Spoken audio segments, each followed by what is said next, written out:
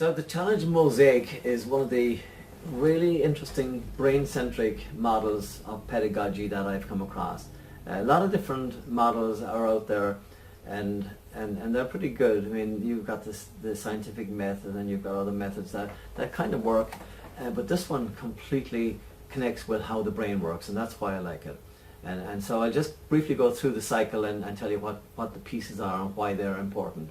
So the first thing is a challenge. Again, the challenge is attainable, and it's got predictions involved, and it's going to have a lot of dopamine because I want to solve that challenge. Now, if it's engaging enough and it's got something to do with answering something about me here now, then I'm even more interested. So it must be meaningful from that point of view, and contextual enough, and also have to do with something that has meaning in my world. And if that's the case, then I'm in. Once I'm in the challenge cycle and I want to solve the problem, you've invited me in as a guest, and I know I'm going to be part of a group. But first of all, I want to find out the baseline, where am I at? What do I know? And that means I need to know what the prior knowledge is. What are my misconceptions?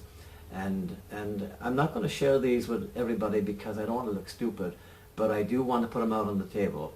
And that's the first part, which is the initial thoughts. That's usually 1 minute, and it's private.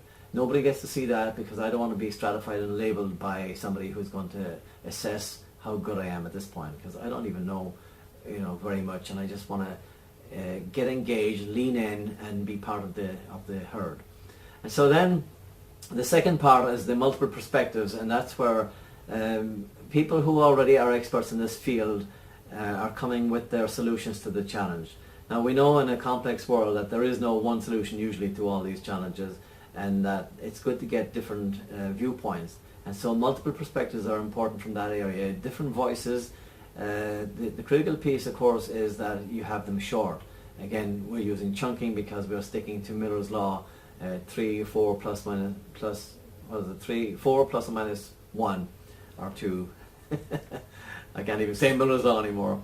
But the point is that I want to have short, entertaining pieces of content that are going to engage my students and have them stay in the challenge. And for that, I'm going to either use a video, I could use a PDF, I could use a piece of paper, it doesn't matter. I could even bring in a guest speaker, as long as the guest speaker isn't long-winded and boring. As long as it's going to stay in that model, it's entertaining, it's a new voice, it's good. And I usually say 2 minutes is enough for that. And I can give 2 or 3 of those 2-minute chunks. What's interesting about doing it online is that I'm in charge of when I want to see it and how long I want to stay, and how many times I repeat it. If it's difficult for me, I go back and do it a few times. If I already know enough about it, I'll skip over it.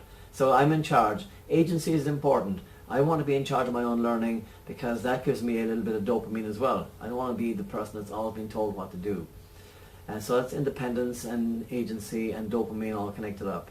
So the next part then is the reflect and revise part. The first part is the reflect, and I asked the individual again to work alone and to answer 3 questions. They're always the same 3 questions, and there's a reason for that. It's called priming. I want them to think the next time and the next time that they go around this iterative cycle that and they see new information, they're already thinking about the solutions because I primed them. And so the first question is, what was surprising?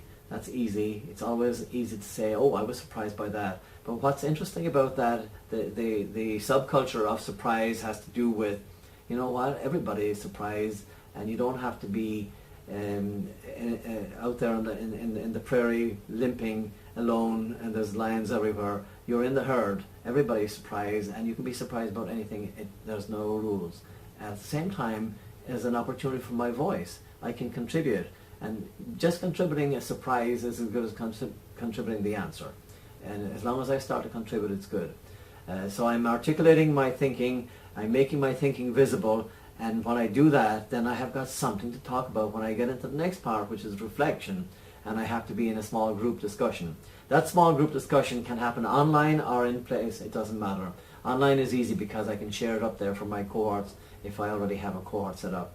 And what I'm saying is, I was surprised by this. The second question is, what did I already know, but now I see it differently? Very important question, because it's articulating for me and making visible how my thinking is shifted. And that's huge, because I want to know how my thinking is shifting, and other people can see it too. And again, we're helping everybody to stay in the herd, because everybody's thinking should be shifting. And then I can also see that how my information is helping your thinking shift. And that helps me get a little bit of dopamine, because you're learning from me. And I feel good about that. And every time I feel good about my learning, I'm in my prefrontal cortex. It's all brain-centric, and I want to do more. I want more dopamine. And finally then, the last question says, is there something that I need help with? Well, I'm not going to admit that first, but as I see other people are beginning to say, oh, I don't understand the piece about blah, blah, blah, I say, well, you know, if he doesn't understand it, that's good. I don't understand it either. So I'm in the herd again. And I get a little bit of dopamine for just being in the herd. And I get dopamine for stating something that I've taken a risk. I have put myself outside my comfort zone. I get a dopamine hit for that. That's a huge thing. Very important social and emotional growth here. And it puts me in a growth mindset, not a fixed mindset. I came here in a fixed mindset because I wasn't willing to share my mistakes and my misconceptions with you, but now I have shifted and I find myself in a growth mindset, and I get a dopamine hit. This is very important for learning. And this can all happen online. And the last part then, as we move around the cycle, is to report out. And the report out is the exact same thing as a small group, except now we have a spokesperson from each group reporting out what the 3 questions were. What was our group surprised by? And what's happened here is we've gone from an individual voice to a consensus. Very safe. So now it's not me saying this, it's my group said this. So I'm in the crowd, I get a dopamine hit, and they're saying my words. I get 2 dopamine hits. I'm feeling good about this. And as they talk and they spread around, each group shares, I really feel that I'm really in a bigger group, and each of these people have new ideas, and some of them share the same ideas and ideas as me. And my thinking has shifted, and my reflection is being revised all the time. And suddenly, out of all this conceptualization and all of the articulation that's happening, something pops up, a new idea pops up, and it's ours. We've created something new. And we all get a dopamine hit, and we all feel great, and we say, what are we going to do? I say, guess what? Let's do another cycle. And this time we know the rules. We know how to do initial thoughts. We expect multiple perspectives. We know how to reflect. We know how to revise our thinking. And we know how to report out. And we know that each part is going to give us dopamine. It's incredible. And so now the facilitator, who used to be a teacher, has to step back and just manage the timing and keep us on task and give us all the facilities we need. We're doing this. This is called agency. And what has happened in the background is there's been a lot of metacognitive moments happen, because from our initial thoughts to our reflection and revision of thinking, we've had metacognition happen. And metacognition is a critical piece of learning.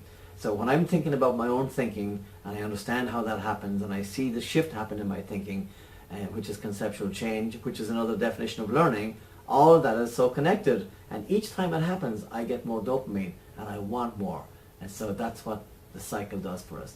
And the fact is that we actually like mistakes happening in the cycle, because we learn from our mistakes. Nobody is graded down for having mistakes. In fact, they get dopamine hits because they figure out how to improve each time from the mistakes.